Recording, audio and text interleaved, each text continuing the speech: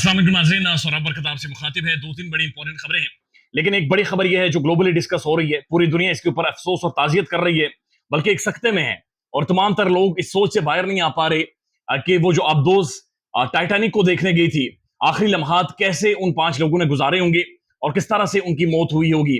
बहरहाल पूरी दुनिया उनसे ताज़ियत कर रही है, लेकिन इसके अंदर एक बड़ा वाज़ेह मैसेज है, और वो मैसेज ये है कि जब कुदरत पलट कर देखती है, जब कुदरत अपना रद्द अमल शो करती है, तो तमाम आदादो शुमार हल्के पड़ जाते हैं। तमाम साइंस एंड टेक्नोलॉजी, पैसा, अरबपति, खरबपति, ये सब निस्तो नाबूद हो जाते हैं और फिर कुछ नहीं बचता। लिहाजा कुदरत के साथ मजाक ना करें, कुदरत को एक तफरीह ना समझें।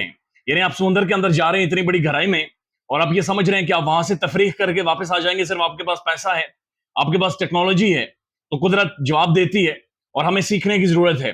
दुआ करेंगे कि अल्लाह ताला उनके दर्जात बुलंद करे। लेकिन बड़ी एक अजियतनाक मौत हुई है, बहुत खौफनाक मौत हुई है, और साइंसदान अभी भी इस चीज को जस्टिफाई कर रहे हैं।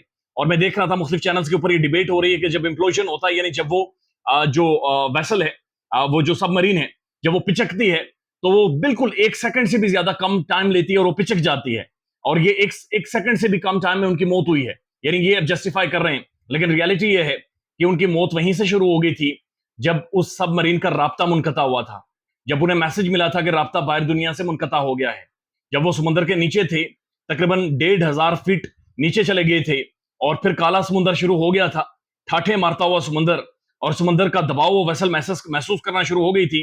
मौत वहीं से शुरू हो गई थी, 1 सेकंड की मौत नहीं थी, बड़ी खौफनाक मौत थी। बहरहाल अल्लाह ताला उनके दर्जात बुलंद करे। पाकिस्तान के अंदर जो खुद को वक्त के फिरौन समझते हैं, उन्हें भी शायद सोचना चाहिए कि कुदरत जवाब देती है, और वो जवाब बड़ा मुश्किल होता है। दो तीन बड़ी इंपॉर्टेंट खबरें हैं। एक तो खबर यह है कि 361 सोशल मीडिया अकाउंट्स आइडेंटिफाई कर दिए गए हैं। एफआईए ने काम किया इनके ऊपर, और ये मुल्क से बाहर से ऑपरेट हो रहे हैं, यानी कि मलेशिया से, दुबई से, सऊदी अरबिया से, कनाडा से, अमेरिका से, बरतानिया से, और मुख्तलिफ जगहों से ऑपरेट हो रहे हैं। और एफआईए के मुताबिक ये मुल्क के खिलाफ एक प्रोपेगेंडा कर रहे हैं। ये सारे लोग इंटरलिंक है, आपस में गुफ्तगू करते हैं, बातचीत करते हैं, और ये सारे लोग इंटरलिंक होकर पाकिस्तान के खिलाफ गुफ्तगू कर रहे हैं। अब पता नहीं कौन सी गुफ्तगू कर रहे हैं, लेकिन लेट्स सी कि क्या मामला खुलकर सामने आते हैं। लेकिन ये बात दुरुस्त है कि पूरी दुनिया इंसानी हुकूक की जो पामालियां हैं, वो पाकिस्तान में उनके हवाले से बातचीत कर रही है। और अगर ये कोई समझता है कि इंसानी हुकूक की पामालियां नहीं हो रही, तो सिर्फ कल का दिन देखे कि कल के दिन में क्या हुआ, जहां पर एक साफी को मुंह पर थप्पड़ भी मारा गया है, और किसी भी मीडिया वर्कर ने आज काली पट्टी नहीं पहनी, प्रोटेस्ट नहीं किया। ये हमारी बड़ी बदकिस्मती है। गुलाम सरवर खान साहब, आपको याद होगा, इन्होंने पीआईए के हवाले से एक स्टेटमेंट दी थी कि पीआईए के जो पायलट हैं उनकी डिग्रियां जाली हैं। लेकिन अब ऐसा महसूस हुआ है कि इनकी जो सियासी डिग्री है वो भी जाली है। इनकी जो ये कहते थे कि हम छीन के लेंगे आजादी, वो भी एक जाली था।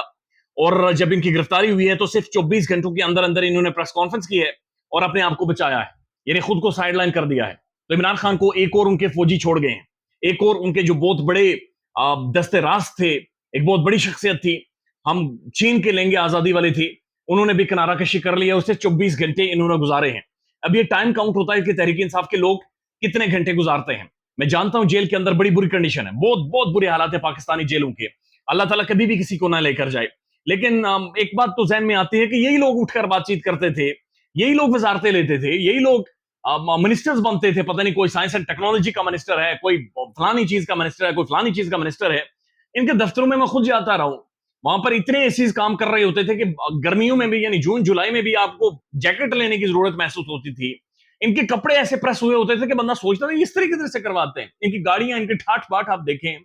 और उस वक्त ये टीवी चैनल्स पर बैठकर लेक्चर्स देते थे और बड़ी खुलकर बातचीत करते थे और कहते थे कि जी आजादी ये है, हम आजादी लेंगे, हम छीन कर लेंगे, हम पॉलिटिशियंस हैं, पाकिस्तान चेंज हो गया, नया पाकिस्तान आ गया है।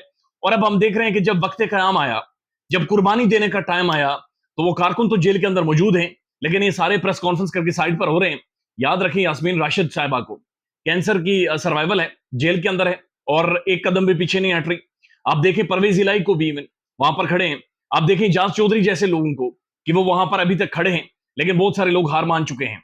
तो एक बात बड़ी क्लियर है कि जब तहरीक इंसाफ दोबारा से अगर मौका मिला, तो ये एक ऐसी पार्टी बनकर सामने आएगी कि जिसे इतने बैत मारेंगे, डंडे मारेंगे, और असल में फैन क्लब से बाहर निकलकर एक मजबूत लोगों को ये सामने लेकर आएंगे।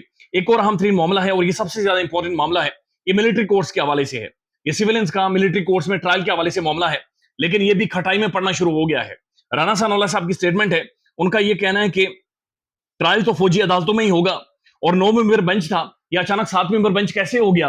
اس کو ہم نہیں مانیں گے اور کسی بھی طور پر قبول نہیں کریں گے. یعنی رانا صاحب نے ایک آرگومنٹ بلڈ کرنا شروع کر دیا ہے کہ ملٹری کورٹس کا فیصلہ نہیں مانا جائے گا. عرفان قادری صاحب کی بھی ایسی اسٹیٹمنٹ آئی ہے کہ جہاں پر انہوں نے کہا کہ اگر نہ فیصلہ مانیں گے تو کوئی فرق نہیں پڑے گا, اور ایسا ہوتا ہے. ہم نے دیکھا تھا کہ رانا صاحب نے اس سے پہلے جرگا پروگرام میں بھی بات چیت کی تھی کہ اگر اس دفعہ عدلیہ نے کوئی ٹانگ اڑائی یا کوئی بات چیت کی یا کوئی ایسی کوئی ججمنٹ دے دی تو پھر بڑا مشکل ہوگا اور ہم یعنی ان چیزوں سے نپٹیں گے. باقاعدہ سے بڑے سخت آرگومنٹ انہوں نے دیے تھے. اور آج یہ بھی سامنے آئی ہے کہ جو جسٹس قاضی فائز عیسیٰ صاحب ہیں, جو آنے والے جج ہیں سپریم کورٹ آف پاکستان کے, بلکہ چیف جسٹس آف پاکستان ہیں, آنے والے ٹائم کے 2-3 مہینوں بعد انہوں نے ایک جوڈیشل نوٹس بھی لکھ دیا ہے. اور جوڈیشل نوٹ کے اندر بھی انہوں نے بڑے خدشات, اور ایک بڑا لمبا چوڑا نوٹ ہے, ابھی تک میں نے پڑھا نہیں ہے لیکن وہ پڑھنے سے تعلق رکھتا ہے. انہوں نے بھی کافی سارے نقطے اٹھا دیے ہیں کہ جناب ابھی پریکٹس اینڈ پروسیجر ایکٹ کے اوپر فیصلہ ہونا تھا, وہ جو بل منظور ہوا تھا اس بل کے اوپر فیصلہ ہونا تھا. ابھی جناب مجھے رات کو بتایا گیا تقریباً 10-11 بجے جا کر کے کل ہم نے یہ بینچ بیٹھے گا اور کل اس طرح سے ہم سماعت کریں گے, مجھے چیزیں پڑھنے کا موقع نہیں دیا گیا, لہٰذا میں یہاں سے اٹھ رہا ہوں. اور انہوں نے یہ بھی کہا کہ جو عمر عطا بندیال صاحب ہے کسی سے پوچھتے نہیں ہیں بینچ بنانے میں, فل کورٹ انہوں نے جو ایک دفعہ بھی نہیں بلایا اپنے سارے ٹینیور میں, تو انہوں نے شکوے اور شکایات کھول دیے ہیں. لیکن اہم معاملہ یہ ہے کہ سر یہ سیولینز کا معاملہ ہے, یہ سیولینز کا ملٹری کورٹس میں ٹرائل کا معاملہ ہے, انسانی حقوق کا معاملہ ہے. آپ کے جو ذاتی خدشات ہیں, آپ کے جو ذاتی چیزیں ہیں وہ سارٹ آؤٹ ہو جائیں گی. بڑے بصد احترام کہہ رہے ہیں یہ سیولینز کا معاملہ ہے. اور آج اعتزاز احسن صاحب نے بھی کہا کہ یہ ان کی تاریخ میں یعنی کم از کم ان کی جو اپنی تاریخ ہے, جو ان کا جوڈیشل وزڈم ہے, پہلی دفعہ انہوں نے دیکھا ہے کہ ایک حکومت سامنے آ کر کھڑی ہو گئی ہے جو کہہ رہی ہے ہم عدالتوں کی بات چیت نہیں مانیں گے, ہم عدالتوں کی کوئی بات نہیں سنیں گے. میرے خیال میں عمران خان کو یہ سائڈ لائن کر دیں گے اور شاید آسان ہو گیا ہے, بہت زیادہ آسان ہو گیا ہے. لیکن یہ بات یاد رکھیں کہ یہ چیزیں واپس آئیں گی, یہ واپس ان سب کو ہانٹ کریں گی, یہ ان سب کا پیچھا کریں گی اور ان سب کے لیے بڑا مشکل ہو جائے گا آنے والے ٹائم میں. یہ بات یاد رکھیے کہ یہ سب ان کے اوپر اصل میں بھاری پڑیں گی. خان کو ایگزیکیوٹ کرنا, سائڈ لائن کرنا آسان ہے, لیکن جب ان کی چیخیں نکلیں گی تو انہیں بڑا مشکل ہوگا. خیال رکھیے گا اپنا. اللہ حافظ.